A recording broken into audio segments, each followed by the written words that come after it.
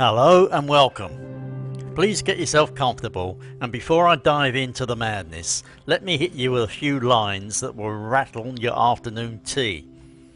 There is a funny thing about humans. We get comfortable, then blind, and then, oh, look, and suddenly we are mad as hell. You know what happens when a bunch of complacent folk wake up? Spoiler alert, it is rarely calm. Picture this. The government has been playing puppet master with your rights, and suddenly the crowd says enough is enough. You think complacency is harmless. Wait until the tea kettle whistles and the quiet crowd turns noisy. So, are you ready for a tale about Grumps, grudges, and the government thrown into a tizzy? Pull up a chair. Now pull that chair closer.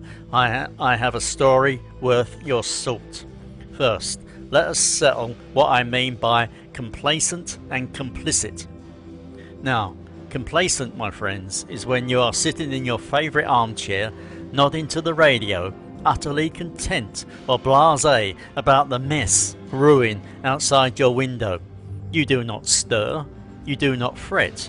You sip your tea as the ship slowly drifts into stormy waters. Then there is the tricky term, complicit. Not the same as complacent, mind you. Complicit means you are not just sitting, you are somehow helping, willingly or not, to steer the ship towards the rocks. Perhaps you are not the captain, but you are holding a bucket that keeps bailing the water into the sea. Therefore, when the government starts pulling the strings behind your rights and you just sit there, not a murmur, that is complicity dressed as complacency.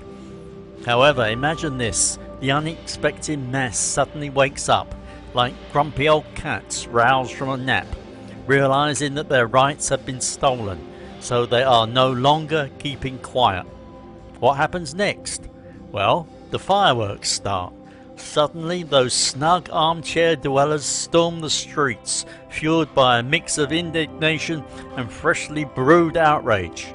Usually governments are caught flat-footed. Some scramble to justify, others try to hush up the racket with a badge and button. Some clever ones attempt a quick band-aid fix, a withdrawal of that pesky new law, a promise of looking into the matter, or throwing a few crumbs like wage raises or subsidies.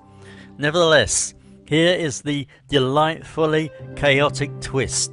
Protests may start as a fuss, but they evolve, sometimes into serious political shake-ups, sometimes into a hot mess, and governments have to decide whether they are dealing with a trickle or a full-blown itch. On top of that, there is a quirky point. You do not need half the population to cause a stir. Studies say a mere 3.5% showing up with signs and shouts can tilt the scales. It is like a small gang at a pub tipping over the ale barrel and everyone joining in. Sometimes it is peaceful, a civil chatter. Other times it is the good old chaos with shouting, signs waving, and the odd kettle of boiling water spilled, figuratively mostly.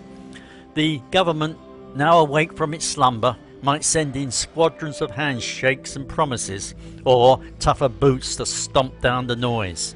Either way, the complacent crowd's sudden roar pushes immediate political shifts, policy reversals, suspended laws, even investigations.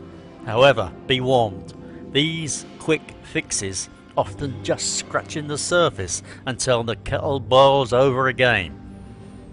I have seen my fair share of these wake-up calls, like the last time when a new tax on tea, yes tea, it passed without much fuss, and then overnight the city's pubs became packed with the grumbling public throwing pennies at their mugs saying, "Not on my watch," or that instance when the pothole-riddled road was ignored for years, then a few drivers staged a sit-in.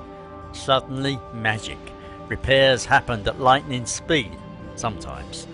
The folks in suits realised nothing wakes the government like grumbling crowd with muddy boots. These antidotes remind me, people want to settle in peace, but do not mistake peacefulness for weakness. Meanwhile, governments play a delicate dance, too much silence and the crowd snoozes, too much noise and bricks fly. Now, here is a takeaway. If the complacent ever do wake with the force of a brewing storm, expect disruption, expect confusion, and yes, expect some progress. No more sitting with your thumb up your corset muttering, "This too shall pass." Instead, stir the pot, make some noise, demand that your rights are not just words on paper meant for collecting dust. Do not be complicit by silence, be awake by the noise, because at the end of the day, governments remember one thing above all, the power of grumbling, an awake crowd with a proper grumble. So, if you found this tale a bit enlightening, or at least mildly entertaining, do hit that like button, share your grumpy thoughts in the comments, and do not be shy about telling others. Sometimes shaking awake is just one conversation away. Open your eyes, stay safe, and it is a goodbye from Thailand. Bye bye.